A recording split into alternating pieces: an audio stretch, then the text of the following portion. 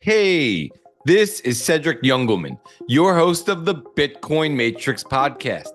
In this rip with Smeet Bhatt, the CEO and co-founder of Theya, we discuss counterparty risk, Bitcoin accelerationism, and simplifying Bitcoin multisig.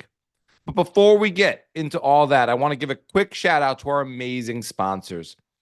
These Bitcoin-focused companies are the ones that I use myself and recommend to my friends and family.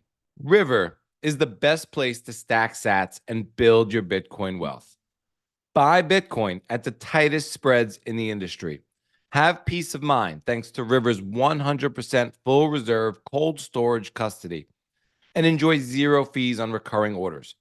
Your Bitcoin is your Bitcoin to withdraw at any time. Go to partner.river.com/matrix to get started and earn up to $100 in Bitcoin when you buy Bitcoin on River. Theya is an app for simplified Bitcoin self-custody. With its 2 of 3 multi-sig custody solution, you can enjoy maximum security for your Bitcoin and the peace of mind that comes with it. Download Theya now at theya.us/Cedric. That's THEYA.US/CEDRIC and get your first 6 months free and get on the new standard in Bitcoin multi-sig security. If you need help securing your Bitcoin, getting your estate planning and/or asset protection strategies in order so that you know your Bitcoin will be there for your loved ones if anything happens to you, put some time on my calendar at thebitcoinadvisor.com/Cedric. That's THEBITCOINADVISER.com/CEDRIC. Set up some time now before Bitcoin goes parabolic again and you can't sleep at night because of your security or lack thereof. And now, let's enter the Bitcoin Matrix with Smeet Bhatt for this fantastic rip on how energy is prosperity, Bitcoin accelerationism, and the demystification of self-custody. What is real? How do you define real? You can't jump into cash. Cash is trash. What do? You get out.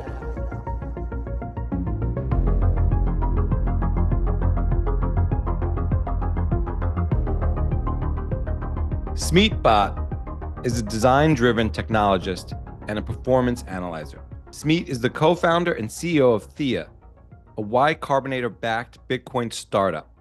Theya is an app for simplified Bitcoin self-custody. With its 2 of 3 multi-sig custody solution, you can enjoy maximum security for your Bitcoin and the peace of mind that comes with it.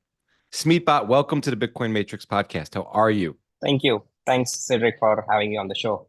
I've been a long time listener of your show and have learned a lot. So kind of excited about this conversation. Yeah, I'm super excited to get into it for several reasons. One, I want to thank you guys for being a sponsor. Your support means a lot to me and helps me power the show. Also, one of the reasons I'm excited to partner with you guys is because of what you guys are doing. I'm now with the Bitcoin Advisor. Our goal and mission is to get people's Bitcoin and sats off of exchange, whether they use our services or your services, or anybody's services. That's really our number one goal. But I've gotten to learn about Theya a lot, and I'm using Theya at home. And so I really want to kind of get into it. But first, I'd like to hear more about you and maybe what you were up to before Bitcoin. Maybe what you study or how did you kind of get your career started? Yeah, absolutely. So, I did my undergraduate in physics and engineering, specifically civil engineering. So spent 4 years doing, theoretical physics, a little bit of computer science as well. But for the most part, spent time on physics and civil engineering. I honestly, I've not really spent any professional time in either civil engineering or physics, but it was really physics and engineering in general has been something that I've sort of carried all along across my career and has helped me think about various problems in a very, very different light. Right out of college, got a job on Wall Street with a firm called Deutsche Bank. I was doing counterparty risk trading with Deutsche Bank's FX and rates team. What I mean by that is essentially our counterparties would end up being hedge funds and large sort of institutional investors who would be taking positions in FX and interest rate derivatives against Deutsche Bank, and we would technically be having a lot of like counterparty risk in terms of will these hedge funds and institutions, pay off the bet in case Bank ends up winning the trade. And to that extent, any financial institution, any large investment bank, especially in the post 2008 era, had to like do a lot of like counterparty risk hedging, and that's how I kind of started my career. Obviously, that was my first foray into finance, global economics and markets, and that kind of like stuck with me. Counterparty risk has been something that was a very, very important concept for me to understand. I'm kind of glad that I got to spend quality time with some quality stuff, folks on Wall Street understanding that concept. And it's kind of important because counterparty risk is somewhat what brought me into Bitcoin several years later. This was in the early half of 2010s, right? So this was from 2010 to 2015 when I was with Deutsche Bank. But after spending a couple of years on Wall Street, I realized that this is not my long-term calling. I want to be building something. I want to sort of be closer to the technology industry. And to that extent, over the last decade or so, call it last 9 years, effectively, I've been an investor operator in the technology space. So Theya is technically my second startup. I had a startup before this in the virtual reality space, right when Oculus was acquired by Facebook, and I was one of the early sort of entrepreneurs in the space trying to bring about monetization and different kind of like frameworks to VR. Long before VR, AR, Apple Vision Pro was anything of interest. After that, end up being an investor in early stage, startup companies with a very large international investor called IDG Ventures.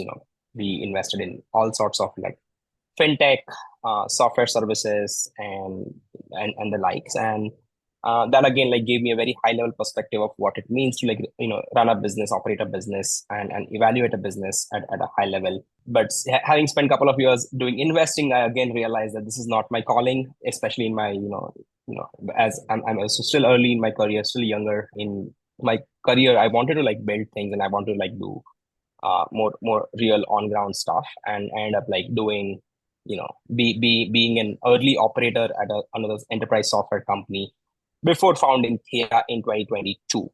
Now, you might think that, okay, like this guy has been doing mostly tech stuff, which has not really been related to Bitcoin. How did I arrive to Bitcoin?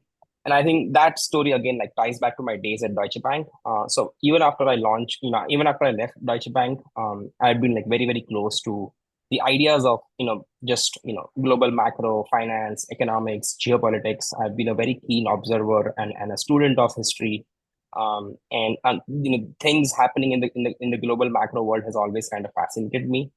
So even as a tech entrepreneur, as a tech investor, I've always had this sort of global macro overlay that kind of like helped me go deeper into the Bitcoin rabbit hole, call it in like 2018, 2019 timeframe. So right after the 2017 sort of, the crash, 2018, 2019 is the time when I started learning some concepts that helped me like gradually migrate to Bitcoin. And right around the COVID sort of, pandemic response from the government, both on the monetary policy front as well as fiscal policy front, I got into Bitcoin from a personal finances point of view, and I've obviously not looked back since then, right? So 2020 to 2022, those 2 years, the 2 years during COVID pandemic were the years where I was still working on a tech job, but I was putting all my savings and accumulating as much Bitcoin as I could. And it hit a point in 2022 when I wanted to like work on Bitcoin full time, and obviously found a technology company.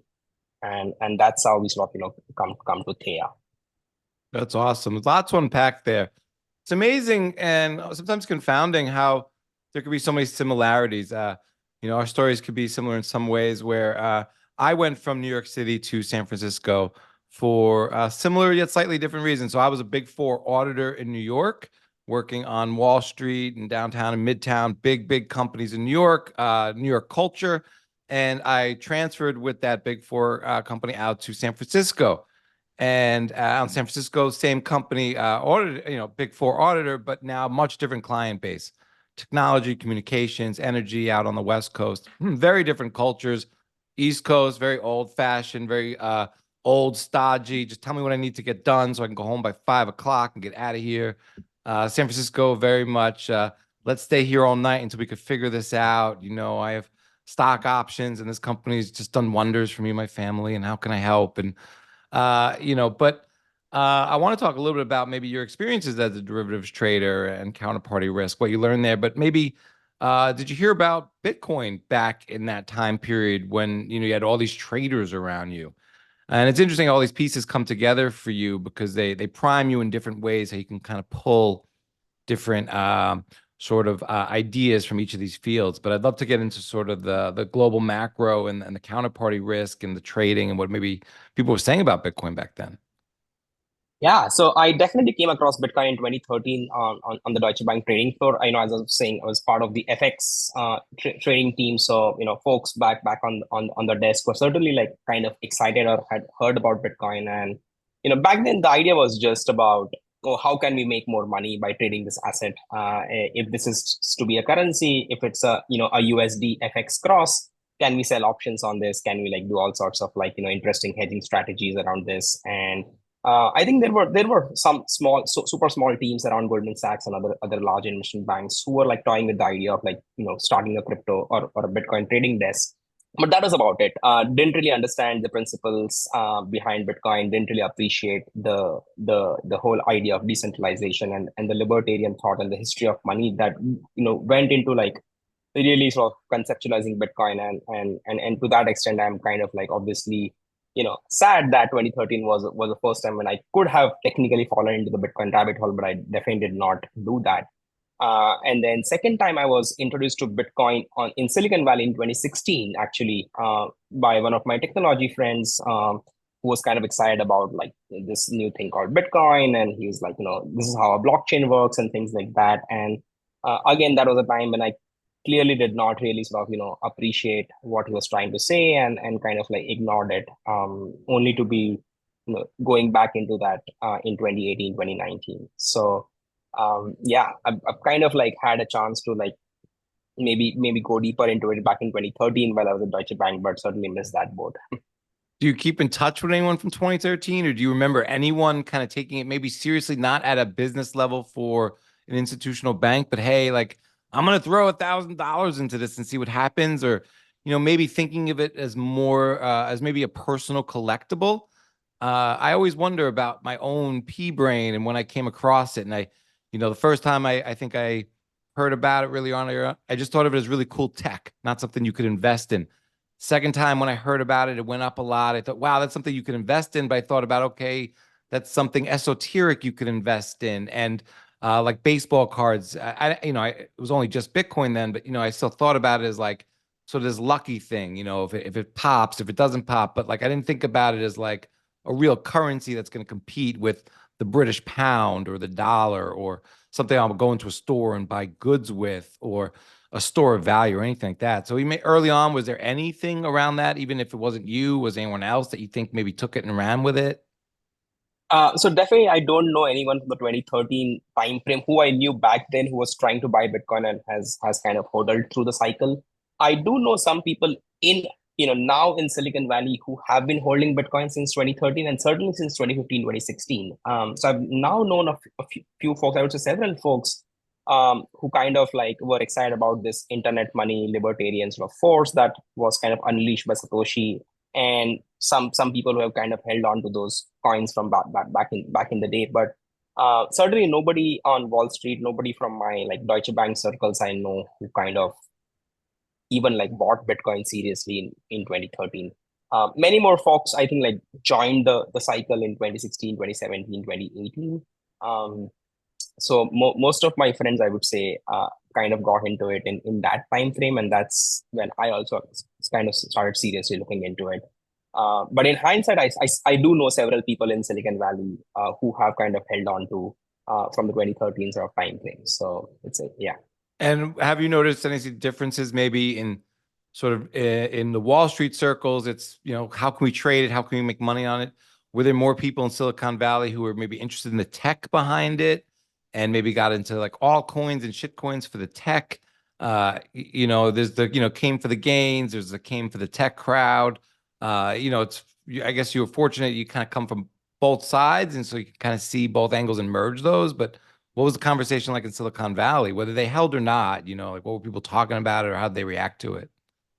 Absolutely. I think you hit the nail on the head. I think both sets of people, my friends and colleagues from the Wall Street sort of culture as well as from Silicon Valley culture, most of them I would not really sort of say that they kind of understood, like, or they spend enough time trying to understand Bitcoin seriously. I think for the most part, like, Wall Street folks, even till 2023, like let's say before the Bitcoin ETFs were launched, um, I have like public posts on LinkedIn and other sort of social channels where some of my friends from Wall Street have ridiculed me for trying to sort of shill Bitcoin. Imagine that. But yeah, that's I think for the most part, even Wall Street today does not really understand what Bitcoin is. Maybe you could argue that some parts of Wall Street now, with BlackRock and Fidelity coming up with this sort of great marketing around what Bitcoin could do for investment portfolios, maybe that's a little bit changing now in 2024, but all the way till 2022, 2023, most people I knew from Wall Street culture would not really take Bitcoin seriously. And at best, they would now think of it as a tradable asset that they can make money off. Silicon Valley is a little different. I think Silicon Valley was ultra bullish in the first half of 2010. So I think before the four wars, essentially, like, I think Bitcoin was a really big thing, a big phenomenon in Silicon Valley, and I know several folks from the builder community, from the founder community, from investor community, who have basically kind of like toyed with Bitcoin on several different levels, right? So most of them, as you mentioned, have kind of moved on to more scalable and more efficient sort of blockchain technology movements and the whole sort of crypto crowd. So I actually don't know many folks who are like sort of Bitcoin only, Bitcoin maximalist kind of cultural sort of aligned folks in Silicon Valley, but there are several folks who either were like very excited about Bitcoin back in 2013, 2014, but because Bitcoin could not really take off as a form of medium of exchange, because these for the most part, even technologists don't understand the history and role that money has played, and the way sort of us with more Austrian leaning understand it, right? For the most part, they think of money as a token that you use to like buy coffee and pizza, and we all know that Bitcoin was not really a very efficient mechanism to buy coffee or pizza in call it 2013, call it 2016, even arguably even today it's still not like the best mechanism to buy coffee or pizza. And for to that extent, many of the technologies actually lost interest in Bitcoin after it had been around for 7 8 years, 10 years, and it couldn't really do anything except for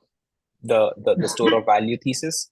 And the folks who kind of stuck around in the blockchain ecosystem, 99% of them moved on to like other crypto projects, and then sort of this new fad of Web3 and NFTs and things like that. So in that sense, Silicon Valley kind of adopted Bitcoin long ago, but because Silicon Valley has a history of thinking about technologies in cycles, that okay, like Bitcoin was V1 tech, we need to like find V2 and V3 and so on and so forth.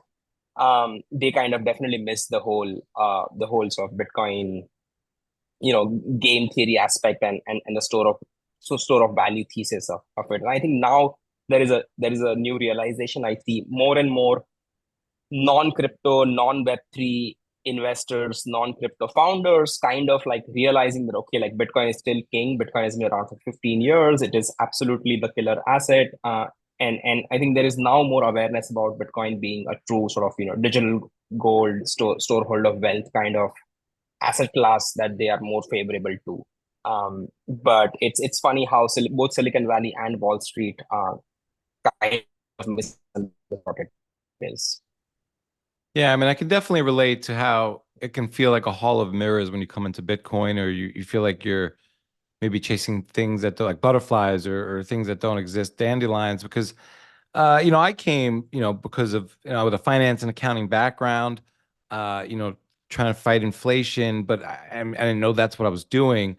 But I got excited about blockchain, about, the tech, and I saw that as where the value was being added, and it was just being applied to money.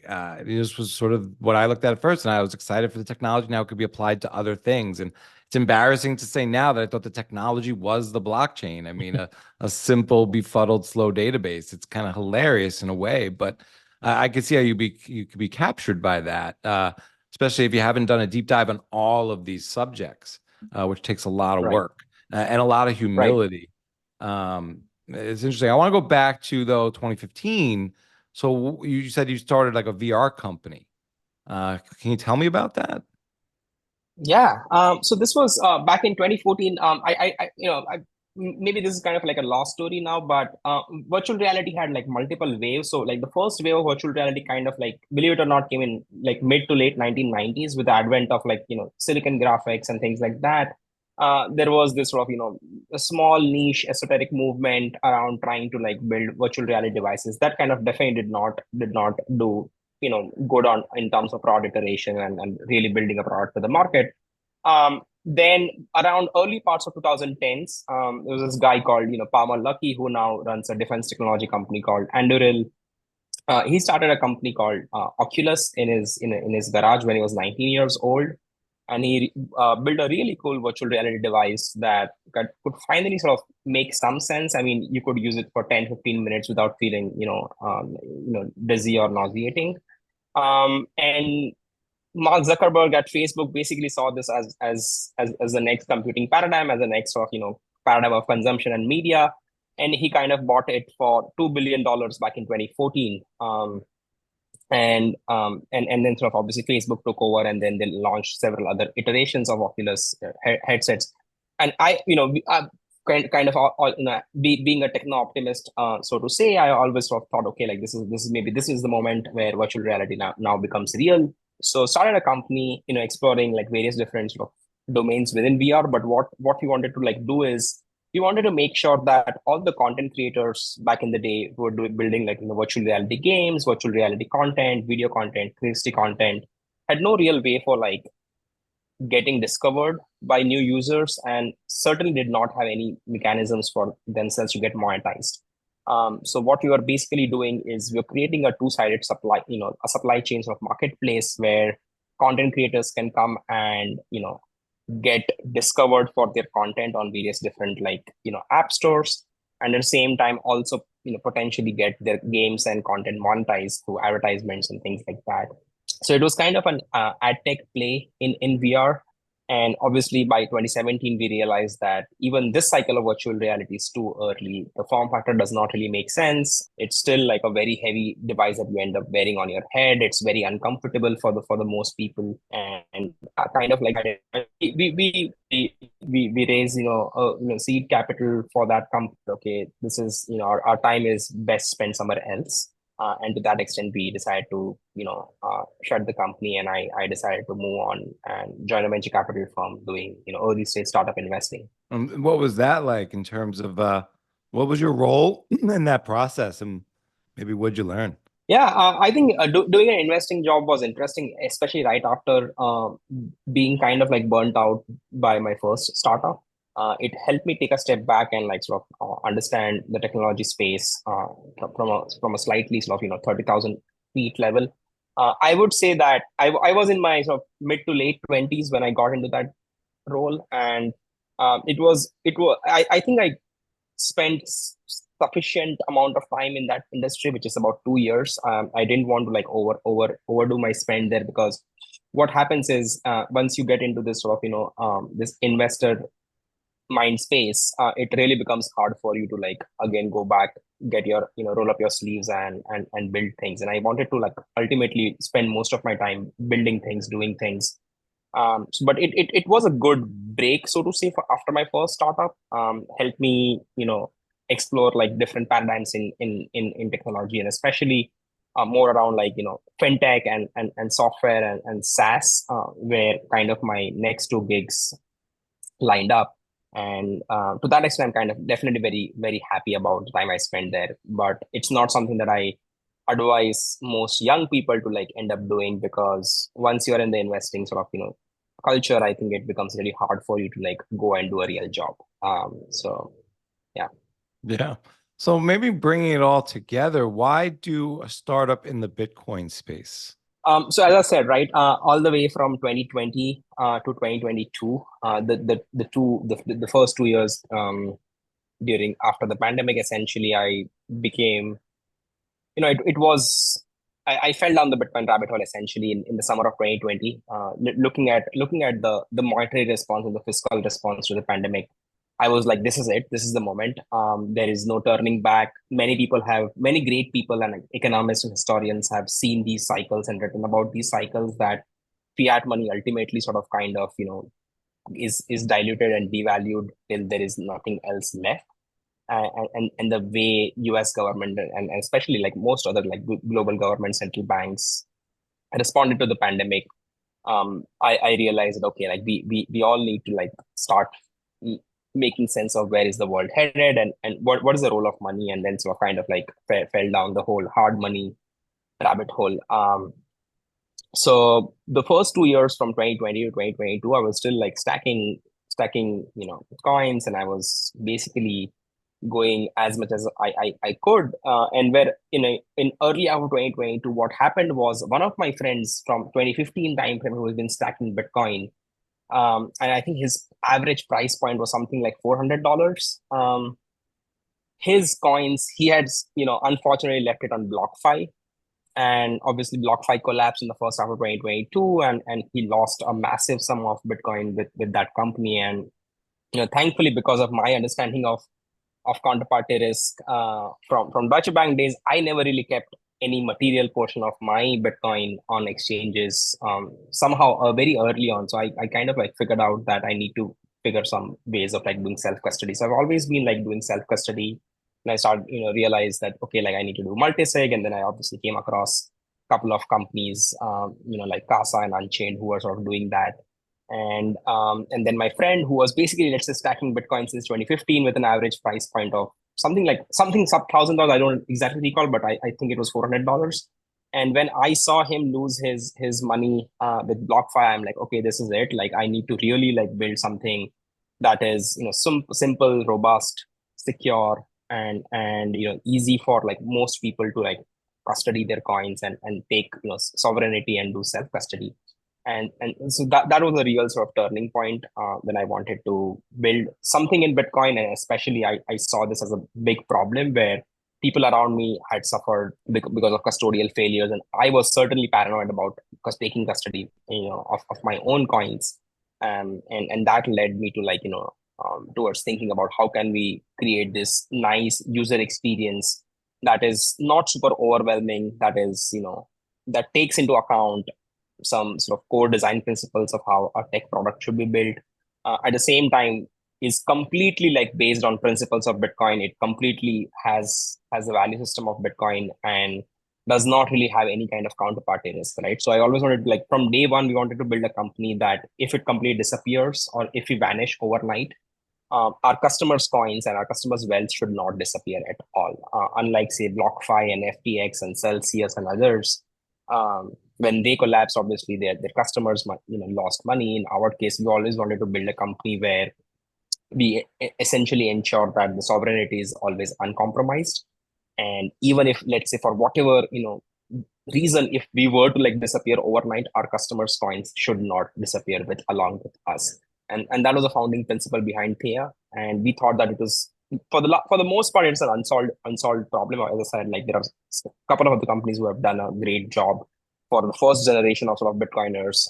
But we see that Bitcoin is now going to be like going to have a mass adoption, and there is no mass market technology. There is no product that is built for like plebs and whole coiners with plebs and whole coiners in mind, and help them take multisig in a simple, secure, and a robust fashion. So that was the genesis of Theya in 2022. Wow, that's incredible. That's a tough story. How far along on your Bitcoin journey in terms of maybe self-custody were you when your friend told you the story? Had you already taken some sats off in exchange and experimented and dealt with self-custody on your own, or were you still at the beginning of your journey?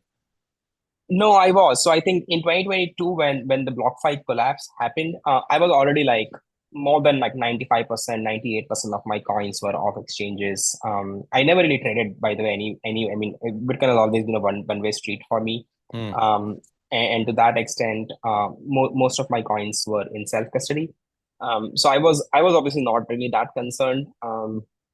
But when I saw like many smart people who have been in, let's say, Bitcoin slash crypto slash blockchain world for the last 7, 8 years, losing their money with BlockFi and the likes, it really pushed me towards thinking about this being a core problem space. And the realization was that Bitcoin has been around for 15 years at this point, but custody for the most part is actually an unsolved problem. And it really sort of pains me to like see that okay, like Bitcoin has been around for 15 years. It is built on this idea of self-sovereignty and being able to control your own money.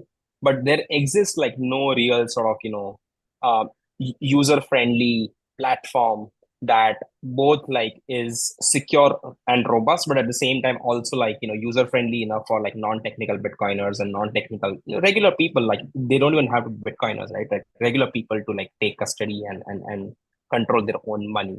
And so we thought that okay, this is a real problem space. Bitcoin's custody has been solved for large institutions, and the OGs have their own way of like doing self custody and multisig, but there is certainly no platform that helps the more sort of more modest stackers of Bitcoin. Let's put it that way, to take like efficient self custody and a user friendly multisig user experience. So that's how we sort of kind of got into it. And thankfully, I was in 2022 I was totally on a self custodial standard, so it didn't really impact me. But it became very evident after like talking to a bunch of people in both in Silicon Valley and outside Silicon Valley that okay, like this is a really unsolved problem and someone needs to like do this. Yeah, well, there's a lot to dig into there. I want to take a little bit of a detour here because I think a lot of people think about custody very from a lot of the pragmatic ways of thinking about it in terms of I don't want to counterparty risk. I want to, get my sats off an exchange. But I think a different way of looking at it is something you've written about, in October of 2023. So I want to touch on that. You put out a tweet. We were Bitcoin enables second renaissance, an AI variant of the previous 16th century iteration. Hardest money known to humankind, combined with AI and advances in nuclear energy and material science, empowers a hyper-productive fractal gigascaling that will transform our civilization forever. Immutable money, infinite frontier, eternal life. This is from Balaji's bio. Will be asymptotically actualized. Bitcoin is inevitable, and it is in thermodynamic congruence with effective acceleration. And then you have in parentheses E over ACC and parentheses. Both are synergistically deflationary techno-capital forces. Immutability of Bitcoin acts as the foundational monetary standard for Kardashev scaling with open source AI and nuclear powered acceleration. Everything there is, unit accounted by the 21 million monetary constant, no more techno capital dilution. E over ACC equals Bitcoin equals B over ACC. This is fascinating. I think the reason I wanted to bring this up is because to add to the vector of why self-custody is important is if this thing gaps up dramatically, similar to what we've seen over the last 30 days, 60 days, 90 days, or last year with Bitcoin. And, you think about sort of you have X amount of value of Bitcoin on the exchange now, but if that 10X is, are you going to be comfortable with it on the exchange then? You have X amount of value on your current security rig now, and you're just not confident in it. Well, how confident or less confident you're going to be in if it 10X's from now, and are you going to be able to sleep at night? But I want to get into some of this because this is, I'm not sure I fully understood all of it. So maybe we could break it down. Yeah. So I think like just sort of finishing on the loop of self custody, I think like and we'll get into back into self custody after this. Absolutely. So going back to that original post, I believe was from early half of October. There is this sort of budding mimetic movement in, call it like originated in Silicon Valley, but has kind of like now spread across most of like tech and AI Twitter circles. It's called effective accelerationism. That's called EAC for short.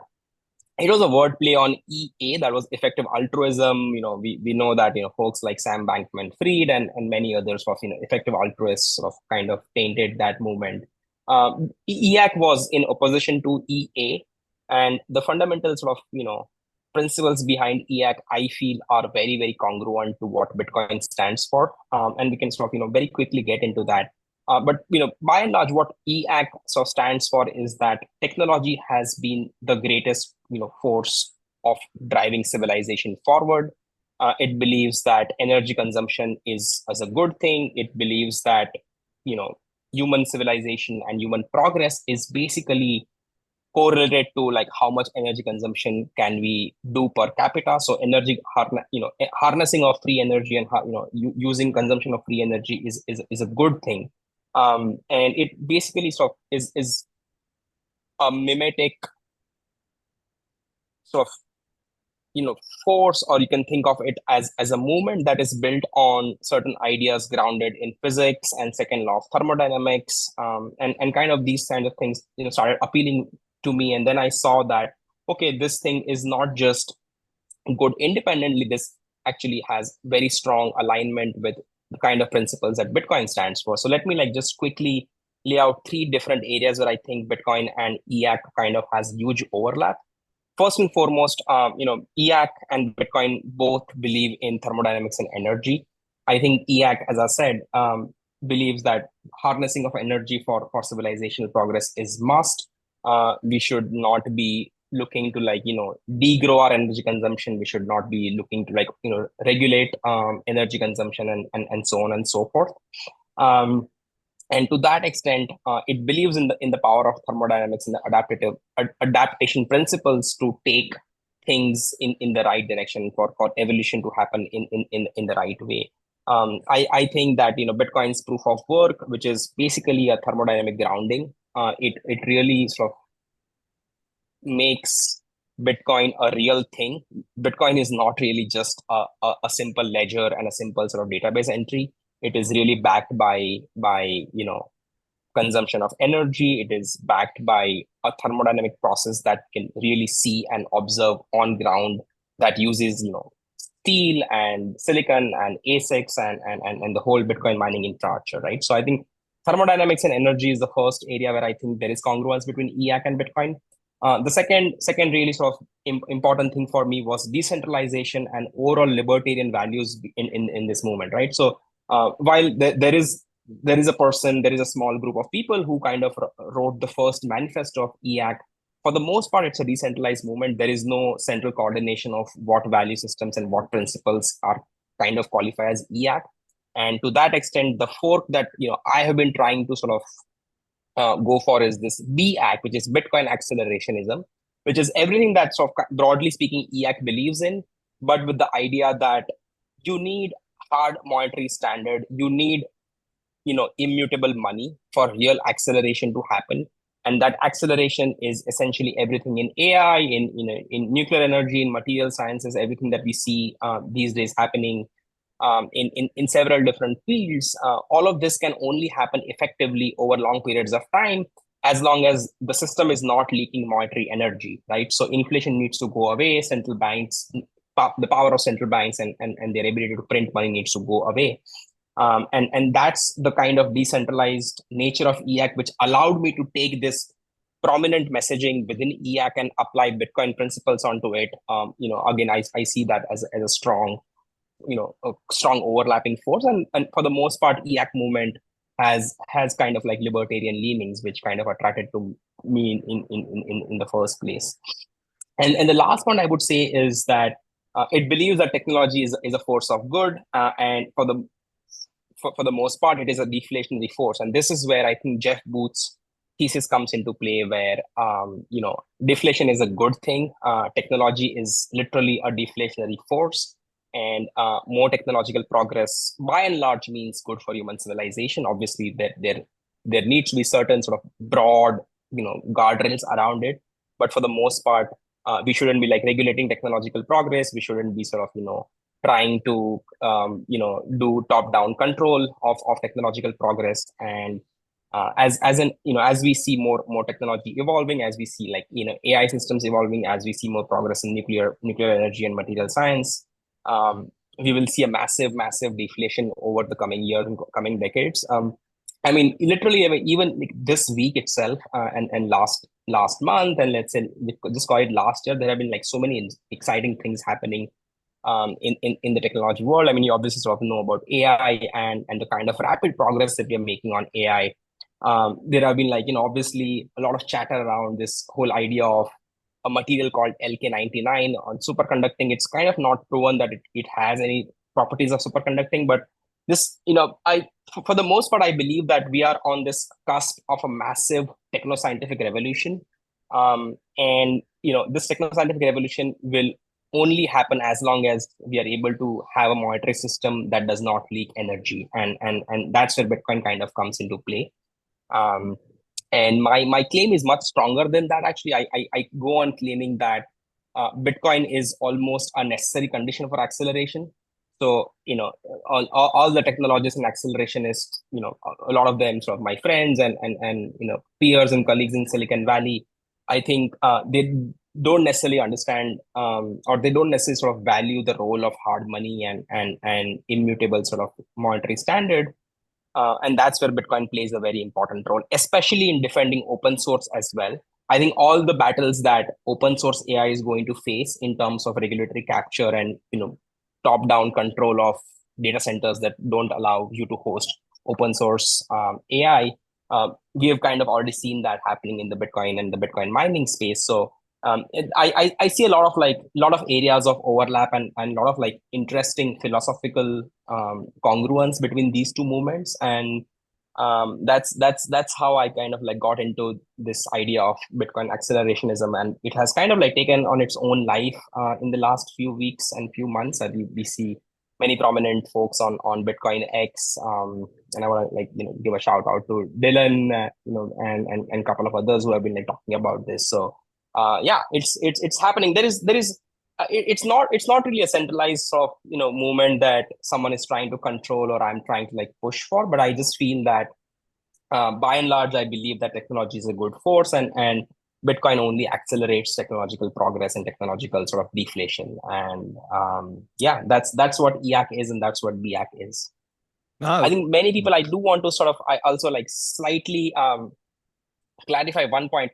I think Bitcoin accelerationism is primarily about like accelerating technological progress and climbing this sort of Kardashev scale.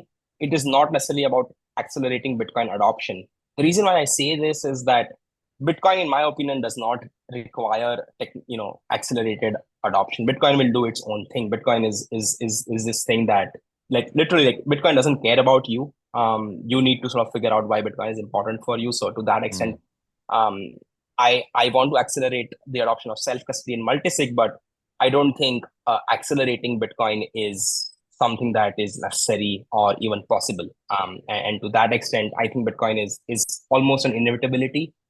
What it will enable is this technological sort of deflationary progress and help us in this new era of like techno-scientific civilization. Yeah, no, I mean, I think you kind of unpacked it for me now, and I think I kind of get it. There's still like some really big philosophical topics here that I think we can go off on, or that just beg to be questioned, and I don't understand completely. And everything you said kind of sounds like it's awesome, and I agree with. I just don't know how to go down this rabbit hole. It just seems like, yeah, I agree. But I feel like I have a lot to learn. But I do want to ask you about AI though. So because it seems like there's this confluence and there's sort of this synergy of different things coming together. And I like how you mentioned that there's could be this second techno-science revolution.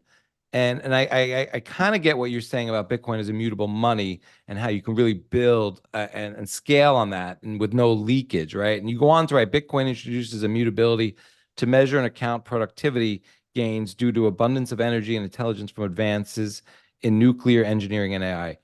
Bitcoin also lets the accelerationists decouple from the state who views techno-capital progress as a threat. And it's interesting because when I hear the word acceleration or accelerationism within the Bitcoin context, I think about sort of the destruction of the current system or the acceleration of Bitcoin adoption. I think this is a little bit different and much more energy driven. But so how does AI play into this and to sort of play into this sort of second renaissance? Yeah, so I think we are learning a lot about AI as we keep on developing. Literally every week, every month, as new models come online, I think we are learning new things about AI. For the most part, I actually believe that AI is an underhyped technology. Like, and a lot of people will call me, you know, all sorts of like things for saying this because everyone hears about AI these days. All the Magnificent Seven stocks are all rallying because of AI hype and things like that. And even in spite of these things, I do think that AI is actually an underhyped technology. We, for the most part, don't really understand what kind of capabilities AI will have over the next 2, 3, 5, 10 years. And and to that extent, I think we are really at a cusp of this, techno scientific revolution where artificial intelligence and intelligence in general will play a very significant role in uplifting productivity and uplifting human civilization to do things that are really more important to us. And think of humans as evolving into a more sort of aristocratic class of in a sense where AI will be subservient to us in doing almost everything that we need, while we end up spending all of our time into doing things that are good for our mind, body, soul, for our own spirituality, for our own creativity, and literally like end up like sort of eradicating poverty, eradicating various sorts of issues that we face in human civilization across the globe, and really empower us to on this like deflationary path that has always been kind of promised but has and that's where I think the whole idea about state regulations and central bank fueled inflation comes into play, where whatever technological acceleration that has happened over the last 20, 30 years, which has mostly been in the information sector, or on the information technology domain, will now kind of expand into like more real world hardware oriented things. So I think we'll see a manufacturing renaissance, we'll see an energy renaissance, we will see all sorts of new things that are coming online, and all of this will have a strong AI overlay because AI and information renaissance is not stopping. We are literally at the very very beginning of this. I mean, if you remember, like ChatGPT has only been out for like whatever, like 12 or 14 months, and we already see like public company CEOs coming on these quarterly calls and saying that AI is already helping us boost our productivity, AI is already helping us do better customer service and things like that, and we are literally like 1 year into this. So um, I think AI has a really important role to play. And yeah, so in that sense, I'm definitely very excited about where we are headed over the next several years. And I firmly believe that we are underhyping this technology and not overhyping this technology, actually. I probably think in terms of Bitcoin, it's probably underhyped as well. And I wonder if, we're headed towards a very abrupt decoupling. But I want to get into, building in Bitcoin and Theya. And, what exactly was the problem you were looking to solve, and why not single sig? Why multi-sig? Maybe we'll start there. Why do you think multi-sig is, definitely the way to go? Yeah. So I think single sig over custodial exchanges, and then multi sig over single sig. I mean, that's how I sort of technically put it. Single sig is a good entry point into taking care of your coins and managing the security of your coins. The problem with single sig is by definition it's a single point of failure, right? So if you end up losing your hardware device, or if your seed phrase gets stolen or lost, or if your hardware device is corrupted, you basically toast. And that's no good if you're thinking of holding your coins for the long term, if you're thinking of holding your coins for your family, for your kids, for your future generations. Single sig is ideally not the best way to go about it. I would again say single sig is certainly like orders of magnitude better than keeping your coins on exchanges, but the real gold standard of self custody is multisig. And we know this because many after several cycles and several attempts at improving custody standards, many OGs and many sort of old grade institutional adopters of Bitcoin, for the most part, hold their coins on multisig.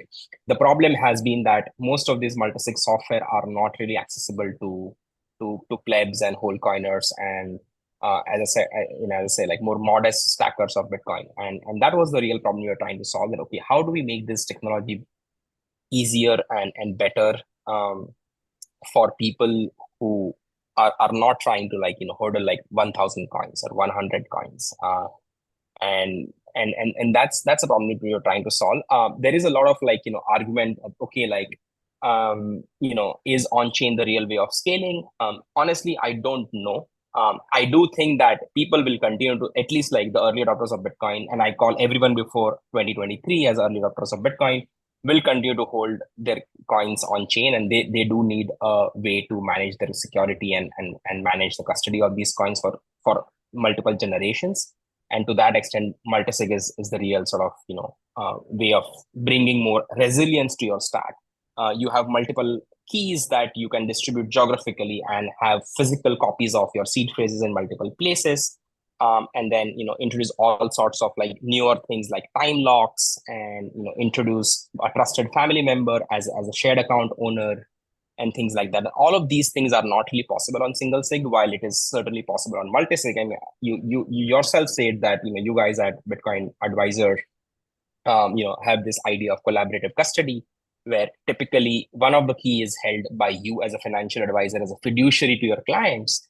This is only possible on a multi-sig setup. It's not really possible on a single sig setup. And this realization sort of is not new. So in many sense, multisig is not a new technology. It's been around for many years. It's just that nobody has really solved a platform or a paradigm to make this more accessible to like regular Bitcoiners and plebs and whole coiners essentially.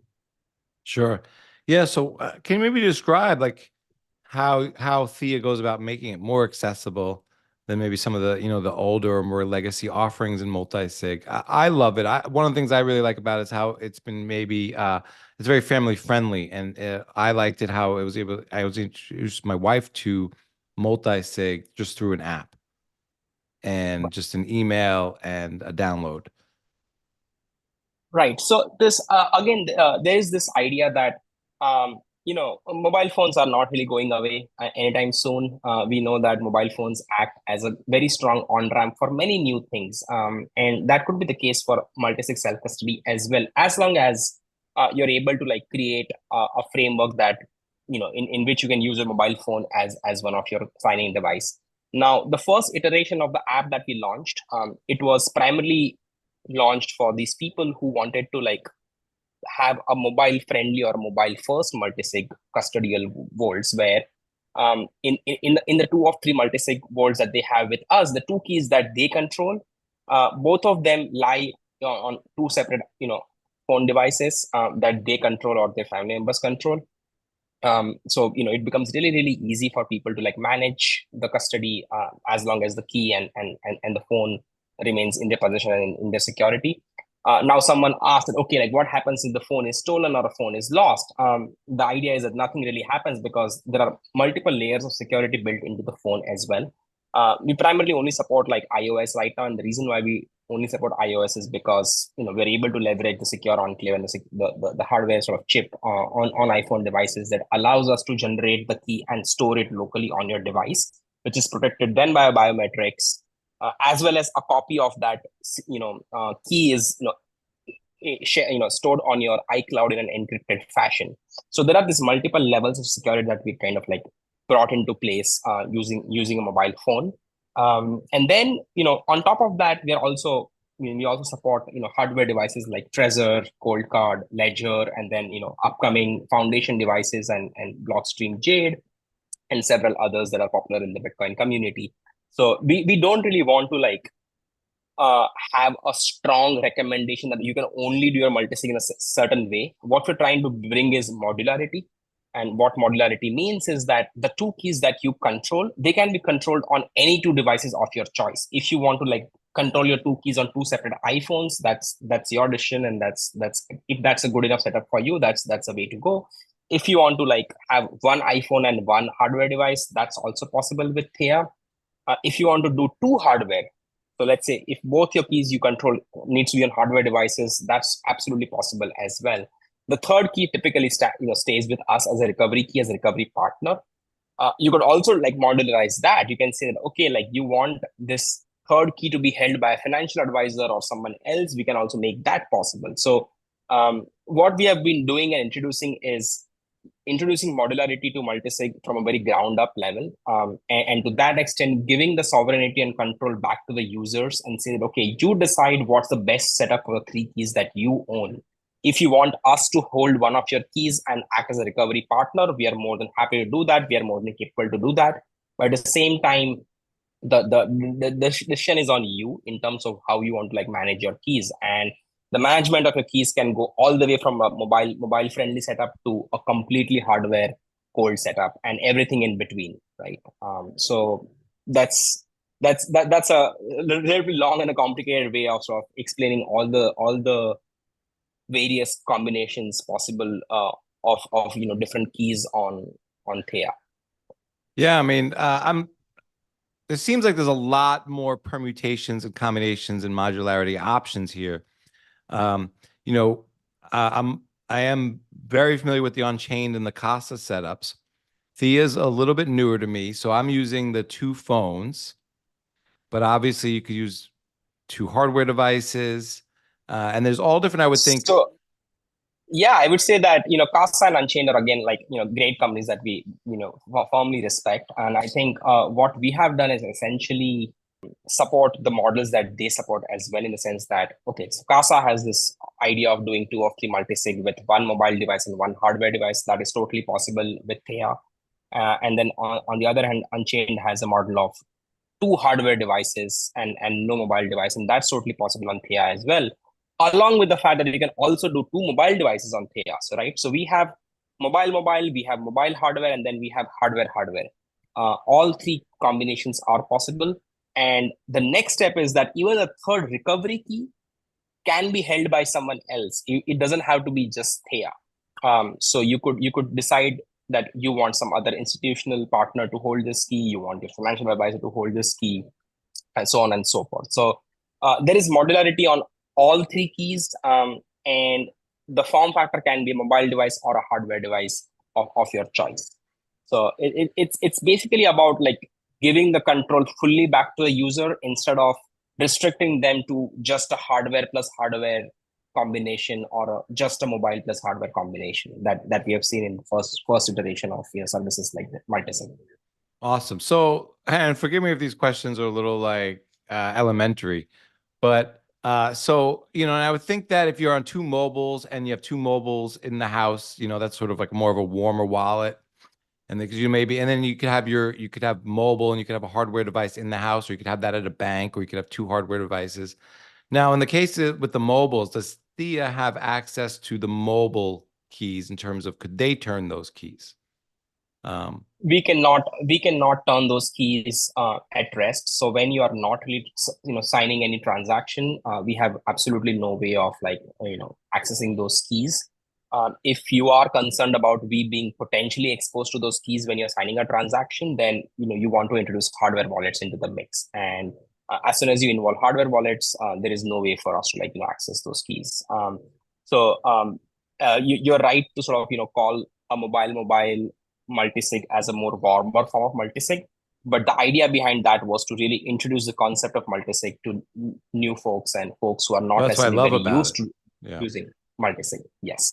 So we want to like make sure that if you don't, so a hardware combination is a completely like trust minimized combination where you literally like don't need to trust Theya at all, as long as you trust say Ledger and Cold Card and other like Bitcoin wallets, Trezor and so on and so forth. And on the other hand, if you're using a mobile combination, you are placing small amount of trust on Theya, but it's only supposed to anyways be an introductory multisig wallet.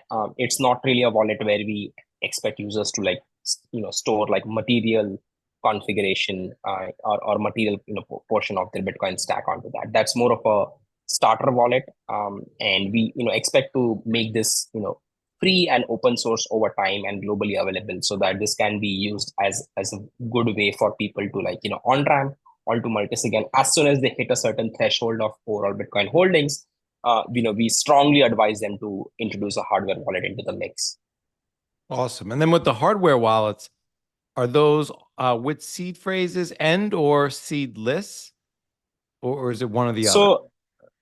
So you can make the entire experience of holding keys with Theya seedless, but it's not necessarily a thing that we enforce top down. So it's up to you. If you want to keep, seed copies of your hardware wallet, we more than welcome you to do so. But on the other hand, there is a possibility of having a seedless custody experience with Theya, and that's really, this is where I think education becomes very, very important, and that's why we are really focused on doing a lot of like strong education and product marketing around what we are building, where people have right concerns about not wanting to keep their seed phrase or using a mobile phone as a key, but using mobile phone as a key in your multisig setup as an introductory wallet, I think is totally fine, as long as you're taking care of the health check of the key on a regular basis, and making sure that the two phones that you, let's say, have different iClouds and different password to those iClouds. So let's say if you and your wife have the same password to your iCloud account, I would say then that becomes security risk, and you should not be doing that. If you're using a seed hardware wallet, it's up to you if you want to like store the seed phrase or not. If you're comfortable with storing a seed phrase, I think you should certainly do that. That's what I do personally. I have seed phrase backups of all my hardware devices, and I have figured out a mechanism over the years to keep them safe and secure. But at the same time, it can be a seedless experience as long as you feel comfortable with that. Yeah, I was just curious. I probably more in favor of a seed experience, but I mean, I think there are some great cases for seedless. So, I was just curious on that one. And, I think there's just so many ways you can use Theya, and it's great how user friendly it is. I think one of the easiest ways to use it is for newer people to kind of use it as that sort of that warm or sort of that spending wallet, and just get used to transactions and the idea of multi-sig. But there's obviously ways you can build this to be, a fortress of steel. So, So you brought an interesting point. I mean, we are currently, as we speak, thinking about how do we bring single sig capabilities as well to the Theya wallet. Ideally, the single sig would, at least in my conception, would be a Lightning wallet than an on-chain wallet. But there is a case to be made that there should also be a single sig on-chain wallet onto Theya. But we'll certainly sort of, we are excited about like introducing Lightning capabilities to Theya in a single sig format by before the end of this year. Now, the whole idea of non-custodial versus custodial Lightning wallet and how do we go about architecting those two different scenarios is something that we need to like figure out. But we certainly want to have a single sig experience as well on the Theya wallet. But it's not, we're not going to advise you to keep more than say 3 to 5% of your overall Bitcoin funds into a single sig wallet on any mobile device, for that matter. right. And then along these lines, like who do you think of as the target audience? I mean, obviously all Bitcoiners, but how do you think about your target audience? I would say two major sort of categories of users that we end up serving right now, and we see a very strong interest from people who are even today buying Bitcoin on exchanges. So you can argue that some of the newer demand, some of the more sort of richer households have migrated to like ETFs for buying their Bitcoin. But folks who are still sort of using different exchanges and Bitcoin on ramps to stack their Bitcoin, but have no real good way of taking self custody, and hence they're stuck with online exchanges and exchange custodians to take care of their keys. That's our primary audience. So anyone who is using a variety of different Bitcoin on ramps and they don't feel comfortable keeping their coins onto those exchanges, they are the most sort of welcome set of users to use Theya. And the second category of users who end up using Theya is these single sig hardware wallet owners who want to actually build resilience onto their into their custody mix. So as obviously as Bitcoin price is exploding, people are people of all shades, by the way, not just Bitcoiners, but even, believe it or not, like even people from the crypto community have reached out to us saying that, hey, like we hold 30% of our overall crypto holdings in Bitcoin, and that has now become like 60%, and we want to like manage this better. how do we do this? And then we have the other extreme where, hardcore Bitcoiners who have 100% of their wealth, or at least large portions of their wealth in Bitcoin, and they're using single sig hardware devices. They want to have more resilience, maybe have a shared custody with their family, maybe want to set up an inheritance, a soft inheritance mechanisms if they are no longer around. In that case, that becomes a very, very valuable. Theya becomes a very valuable service to them as well. So just to summarize, like first set of users is folks who are still stacking their Bitcoin on exchanges and different on ramps. And then second set of users would be folks who are using single sig hardware devices for custodying their Bitcoin. So they can just use the same hardware device and bring it to the Theya mix and use their phone or some other additional hardware device as a way to do multisig with Theya.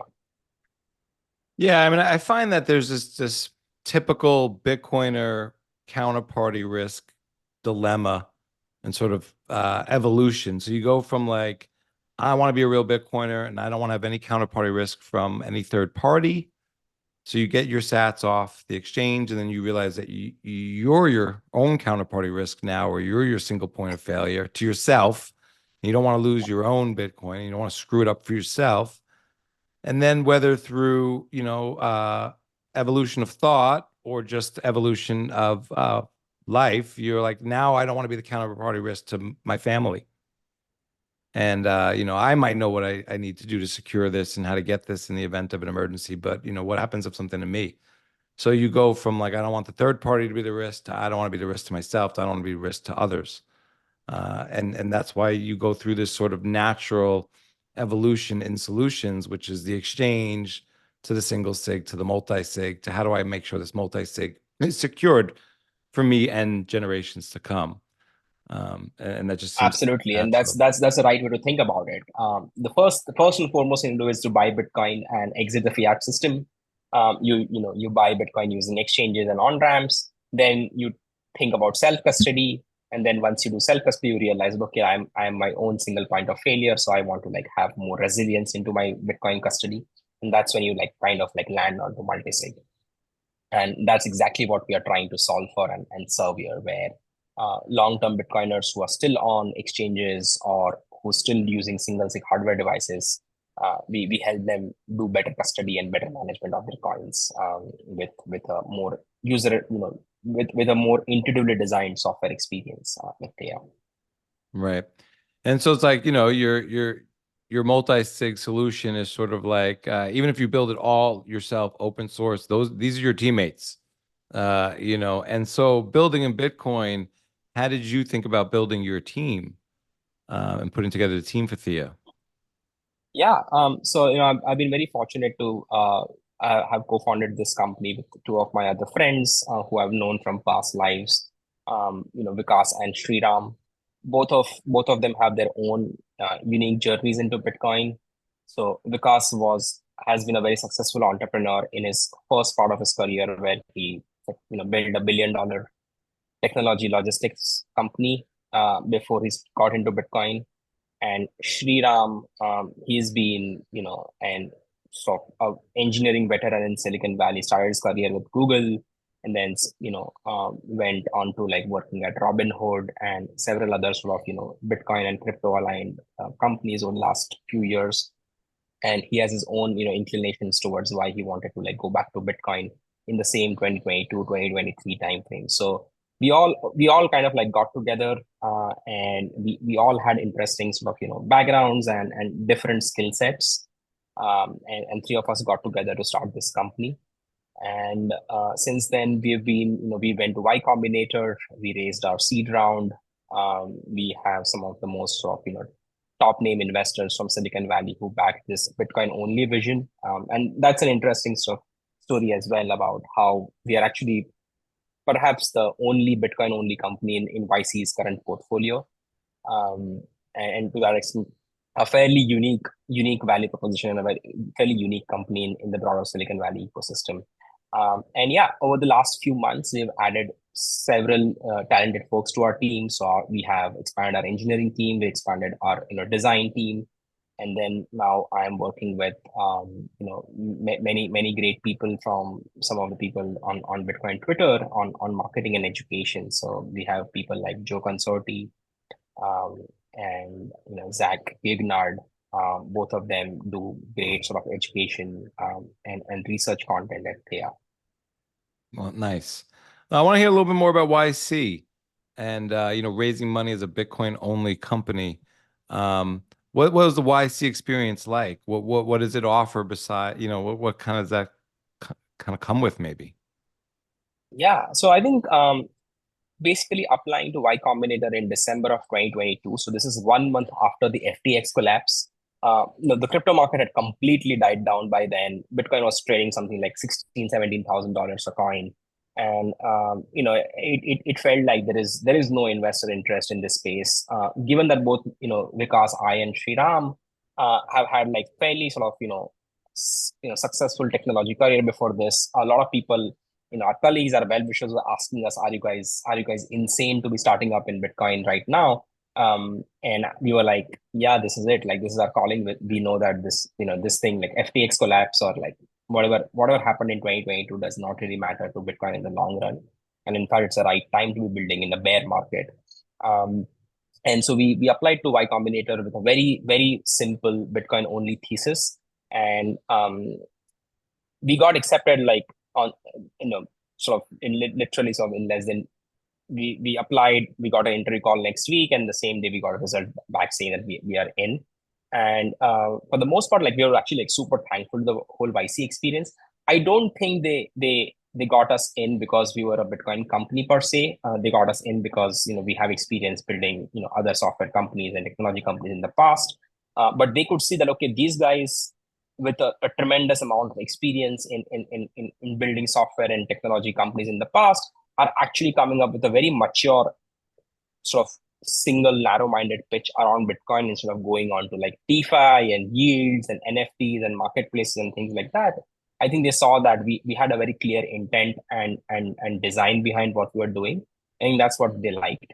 And then once we're in YC, I think the experience was very significant. I would say, given it was second time starting up for two of the three co-founders, we weren't like very sure if Y Combinator is going to be like super useful, but boy, we were so wrong about it. I think Y Combinator's community and culture had a tremendous sort of it was tremendously beneficial to us, and it definitely helped us put our name out there and raise money from like more traditional venture capital investors in Silicon Valley who don't necessarily sort of, let's say, invest in Bitcoin only companies. So yeah, I think it was a strong experience for us. I would highly recommend sort of considering applying to YC for like first time founders, especially if any of your listeners is planning to like start up either in the Bitcoin space or even in the non-Bitcoin broader technology software space. If you are sort of young and early and have a clear pitch, I would highly recommend sort of going through a YC experience, because that kind of like stays with you for a very, very long time. And yeah, like I think they open up a lot of like doors for you in the long run. So we are definitely very grateful to the whole YC experience. It was a little funny in the sense that most people in YC did not really understand Bitcoin. And when I say most people in YC, I mean most of the founders in our batch did not really understand Bitcoin that well. And then over time, I think now that we entered the YC batch with 18,000 per coin, and we are kind of like now at 65,000 per coin. I think it's a whole different ball game, and I think they see us in a very different light. And many founders from the YC network now reach out to us saying that, hey, we want to like do our treasury, our corporate treasury in Bitcoin. Can you guys help us? And we are like, hell yeah. I mean, by the way, like one thing which we don't necessarily talk about a whole lot is that Theya is actually used. Theya is actually perfect for like small teams and small startups to like custody their own Bitcoin, because the multisig can be divided between like different founders, and they can basically control their keys for forever essentially, and not really have to worry about relying on custodians and exchanges and things like that. So yeah, overall, I would say YC was a tremendously beneficial experience. And I feel that over time, we will be giving back a lot to the YC community as well, in terms of helping some of these, more younger folks who are not necessarily sort of inclined towards thinking about money and Bitcoin and things like that, and really sort of bringing them to Bitcoin over time. Well, I want to ask you, do you miss building in the bear market? And I asked this in the sense that, like, is Bitcoin ever been in a bear market? I mean, going from 0 to 69,000 and back down to whatever and back up. I mean, that sounds pretty bullish. But, and also I think, we might have touched all-time high today, but like until we really break through, I still think of us a little bit still in a bear market, even though the last year has obviously been a bull market in that time frame. But let's say we're out of the bear market. Do you miss building in a bear market? Is it better to get the phone calls from the other VCs and founders and startups with the interest, or do you miss just building with your head down?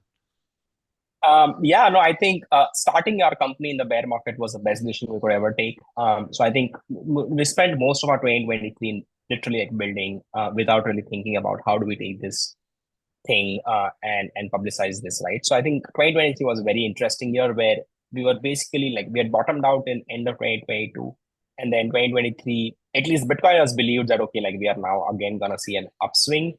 But for the most part, we were in a bear market territory, and it literally like helped us not have any major distractions, and also having like relatively like different or well adjusted expectations from some of the investors who are not necessarily traditional Bitcoin investors in our case, right? So I think 2023 was a very interesting year. We do like the energy of a bull market now. I think it's just better for growth. You are right. If we are thinking about just writing code and being building stuff and designing stuff, bear markets are better. But now that we have a working product, now that we are live in US and Australia, and we are going to go live in Europe in coming weeks, we definitely like the bull market energy. We definitely think that we have built one of the best products out there in terms of the Bitcoin industry, and we will continue to serve this industry and the community with many more features and many more like products that will help them take care of their coins and custody in the long run. So there are many opportunities in front of us. We started with serving consumers and customers, but now we see like growing interest from like small businesses and other like businesses to act as a key agent, to act as a multi-institutional custody partner, and so on and so forth. So we are really excited about partnering with many other great companies building in the Bitcoin space. Yeah, like and this is a great time. And I wish everyone starts their company in a bear market, and then by the time they are ready to go to market, bull markets are nice for growth. So yeah, on March 1st, BitPain tweeted, "The real mind fuck is this. Unless you're going to found a billion-dollar company, unlikely, there is nothing you will do in your entire financial life that will matter more than beginning to save in Bitcoin as early as possible." And you wrote back, "What if you're trying to found a billion-dollar company while your entire life, including personal finances, is nothing but long Bitcoin?" How bullish is that, Mr. BitPain? I want to ask you, maybe in line with that, as a technologist, which I love that word. I was talking about Burnett about that recently, and I haven't really thought about sort of that word in our society recently. But as a technologist, an entrepreneur, CEO, and an investor, what do you think of Coinbase and their technical issues every time there's a bull market? Yeah. So in terms of what I think about Coinbase, I think I have multiple views about Coinbase. I don't think I have a very simple like cookie cutter one-liner response to what Coinbase stands for. I think in many regards, Coinbase does not really stand for the values that, let's say, at least Coinbase today does not necessarily stand for the values that Bitcoin stands for. But in many regards, Coinbase has done its part in terms of like making Bitcoin more accessible to people, especially to Americans. We can agree or disagree about the whole the whole shitcoin trading arm that they have, and probably they make most of their money through trading of altcoins and other sort of useless tokens. But I think they've played some role in terms of bringing Bitcoin to the masses. And I think to that extent, I'm kind of like in a very confused state about how to think philosophically about Bitcoin.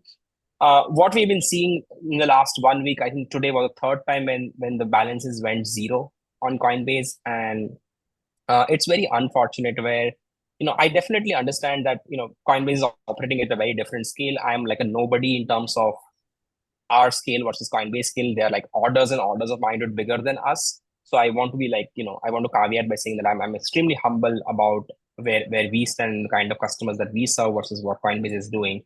But at the same time, the time has been on their side. I mean, they have been around since 2012, 2013. They've seen multiple bull cycles. They've seen multiple surge in network traffic in terms of new buying and things like that. And when this happens on days when Bitcoin is hitting all-time high and then crashing back $7,000, $8,000, and people are kind of like feeling confused about where did their balance go, where their coins go.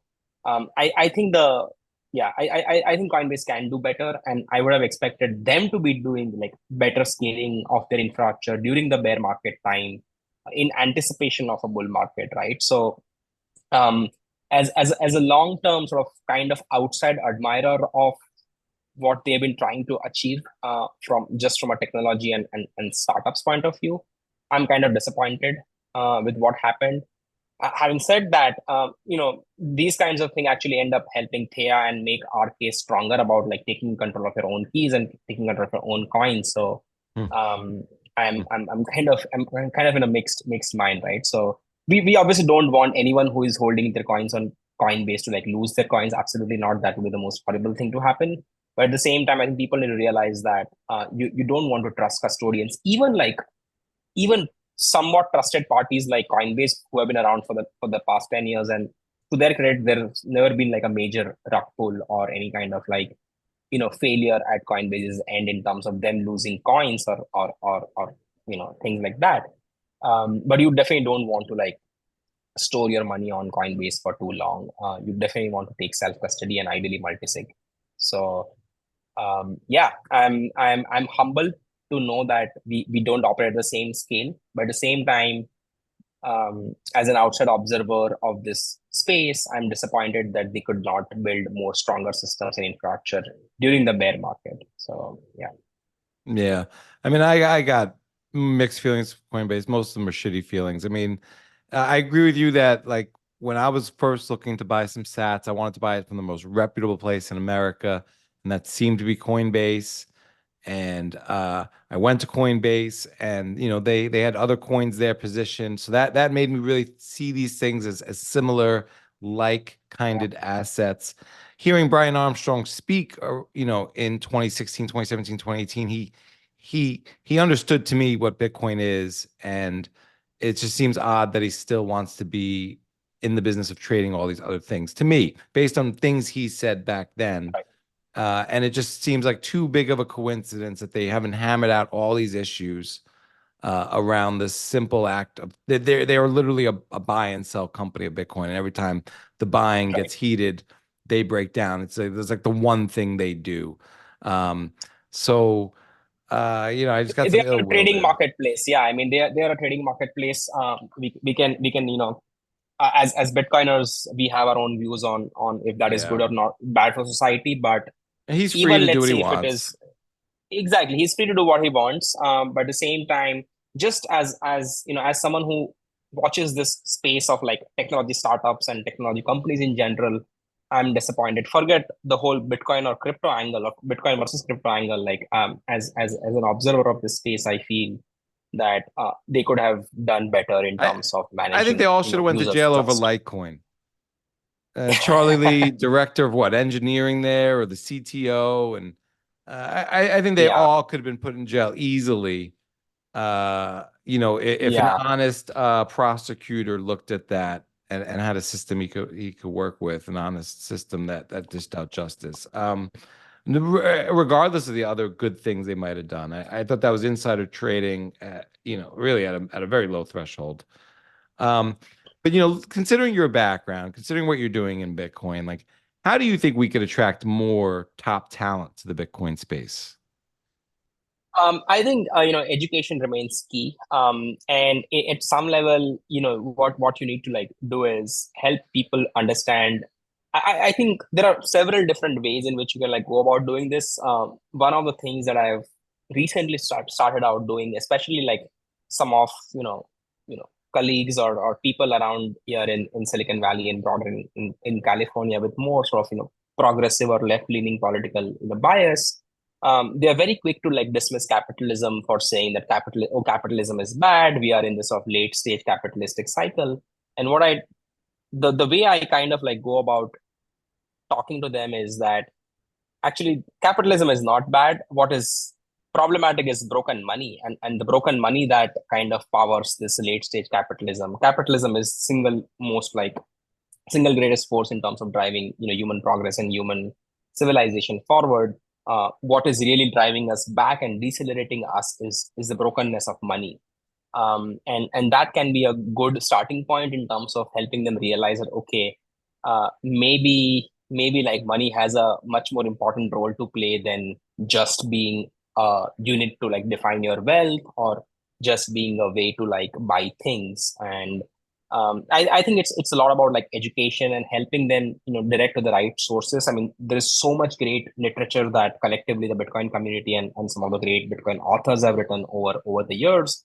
And honestly, I mean, there is literature that people from all different backgrounds and political biases can interact with and really come to a firm grounding understanding that okay, like Bitcoin is not here to like just enrich sort of some like top wealthy people. Bitcoin is here as an equitable form of money, and it's truly a global form of money that everyone from the top billionaire to some of the most poorest people in the world can use it, and they can use it in the exact same manner.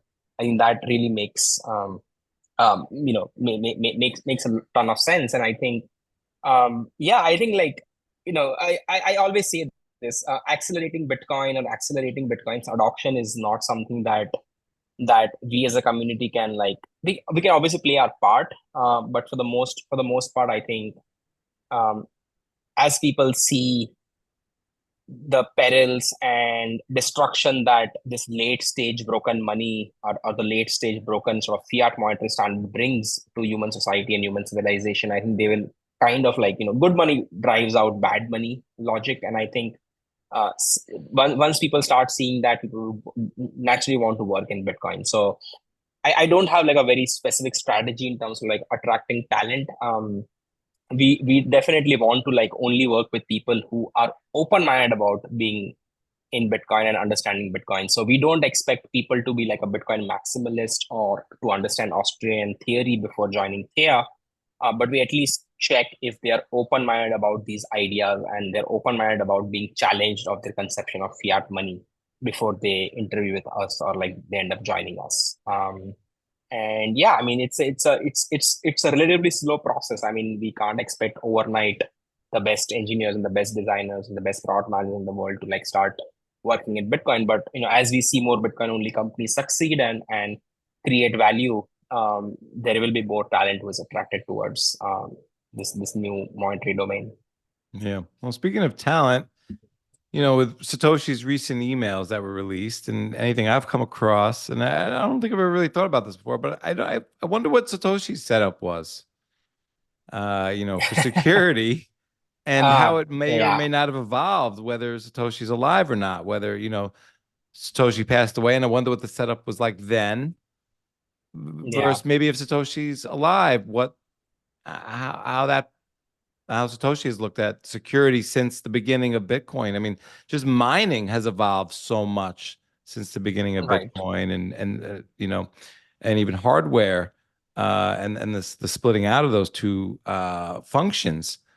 Security, or even someone like, and I hate to bring this up, but even just how Finney thought about security, and I don't want to speculate on anything with but like, or just any of the OGs, how they've kind of looked at security over time, just even philosophically, and how their own setups have evolved.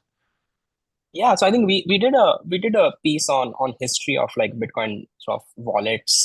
I think a while ago, and I can share that with your audience after this as show notes. But I think like certainly Bitcoin's sort of security in terms of custody itself has evolved certainly like tremendously since 2011. And I'm not the most sort of technically well-versed person not to speak about this with authority, but we have seen several generations of like different protocols and different mechanisms that have emerged. But what one thing has been common since 2012, 2013 has been that for the most part, like multisig is considered like the gold standard of custody, where if you are serious about your long-term custody of your coins, you certainly want to like consider doing multisig, and it kind of makes sense, right? It is naturally more resilient. It is naturally you can naturally make it more like geo-distributed, so you can have your keys in different locations in different places. It takes out all sorts of like natural risk. It takes out all sorts of like theft risk and things like that. Even though the exact setup or the exact protocol that the way addresses are generated and the way sort of transactions are signed, that has kind of evolved over this last several years as the Bitcoin sort of software has also evolved. But the basic principles on how to do custody has, in my opinion, has not really changed too much since 2012, 2013. In terms of speculating what Satoshi might have done for their keys, I think I have almost like no idea on how to like think about that. It is quite likely that they intentionally destructed the key of their original wallet. It is quite likely that is still in possession of some human or some human agency. It's hard to know, but I think like I do sort of speculate that Satoshi definitely understood the importance of like security like much more than anyone else in that sort of cypherpunk era. And in many ways, Bitcoin was always kind of designed such that self-sovereignty and self-dependence was one of the key sort of philosophical design principles behind thinking of this system. So what he, she, or they might have done in terms of their own keys and wallet, I have no idea, and I don't know if I'm in the right place to even speculate what that might be. Yeah, imagine Satoshi was so overwhelmed writing code and fixing bugs and running around shooting off emails and answering message boards that they were just losing paper wallets everywhere. It's just like, I can't even keep up with all this Bitcoin. Absolutely. That's what I would like to believe, that the Satoshi wallet is beyond recoverable now. That would be the best thing that can happen. But honestly, like even if like let's say let's take the most extreme hypothetical where somehow it gets leaked that someone like a CIA is in possession of Satoshi's wallet. I think it still does not really change anything about Bitcoin today. Yeah. At best, US government will have access to 1 million coins, which is pretty hefty. But that doesn't change the protocol. That doesn't change the network. That doesn't change a single thing about Bitcoin. And that's truly what Satoshi sort of gifted us, right? That this thing is beyond some single person. This is an idea. This is a revolution, and it's probably one of the most important moments in human history. Yeah, I have a sort of vivid fantasy of Satoshi burning the keys to these wallets as they're being created, knowing they're never going to be used intentionally, and never even looking to store them. My final question. That would be the most ideal outcome. Yeah. Yeah. My final question to you would be: if you could orange pill anyone in the world, who would it be and why? Okay, that's a tough one. I do believe that I do believe that people who have sort of significant or people who have significant political influence someone with significant political influence would be my choice. And now it depends on which geography and which kind of person you want to choose. But I would say while Bitcoin so far has been a bottoms up adoption, I think the next leg of Bitcoin would be driven by countries and nation states who realize that they can't really defeat Bitcoin, and the best way for them is to actually back their own sovereign sort of currency, their fiat money, with a hard standard like Bitcoin. So I would say that would be my sort of personal. That would be. I wouldn't like name anyone just yet, but my my personal sort of inclination would be to orange pill someone who wields like significant political influence, and hopefully they can bring Bitcoin into their sort of political platform and really transform the country, nation state, region, whatever they control. Yeah, sounds like El Salvador and Bukele, but I hear you. Exactly. Yeah, basically El Salvador and Bukele is a case study, and hopefully like many young entrepreneurial politicians and people with like genuine desire to like do good for the world are looking at that case study, and hopefully they'll bring Bitcoin to their community. Yeah, I can see that. Smeet, this has been so dope. I'll leave it to you to let people know where they can find you, because you've been blowing it up and torching it on Twitter with fire tweets and content, and let people know where they can find Theya. I promote it, but let us know where we can find Theya and his services. Yeah, absolutely. So I'm posting on Twitter at Smeet, my first name _ Bhatt, my last name. So it's SMEET_BHATT. Find me there, DM me with any questions about Bitcoin, self-custody, Theya, or anything in general about technology and startups. You can find Theya also on Twitter at the handle @Theya Bitcoin. If you are in the US or Australia and want to like take self-custody of your coins, if you want to like introduce multisig to your long-term Bitcoin storage, please check us out. We have an app that is publicly listed and available on the iOS App Store, and we will be launching in several new geographies and going global this year, as well as bringing this app to Android phones as well. So yeah, thank you for hosting me, Cedric. This has been a fantastic conversation, and as I said, I've been a long-term listener of your show, and some of your past guests have had a significant influence on me as well. Really appreciate that. This has been so great. Thank you so much, Smeet. Thank you. And that's what's up on this week with Smeet Bhatt on the Bitcoin Matrix podcast. I hope that you found it as informative and enlightening as I did. Hit us up. We'd love to hear your feedback. And thank you for tuning in. If you want to buy sats and build your Bitcoin wealth, head over to River using my link to get up to $100 free in Bitcoin at partner.river.com/matrix. Get your sats off your exchange and secure them with the new standard in Bitcoin multisig security, and get 6 months free when you download the app at theya.us/Cedric. That's THEYA.us/CEDRIC. If you need help securing your Bitcoin, getting your estate planning and or asset protection strategies in order so that your wife and kids will get your Bitcoin if anything happens to you, put some time on my calendar at thebitcoinadvisor.com/Cedric. That's THEBITCOINADVISER.com/CEDRIC. Put that time on my calendar now before Bitcoin goes parabolic again and you can't sleep at night. Finally, please give the Bitcoin Matrix podcast a 5-star review wherever you dome your pods. That would really help me get the word out and help new listeners to find the show. Keep building, keep stacking, and always be laser focused out there. This is Cedric. Peace.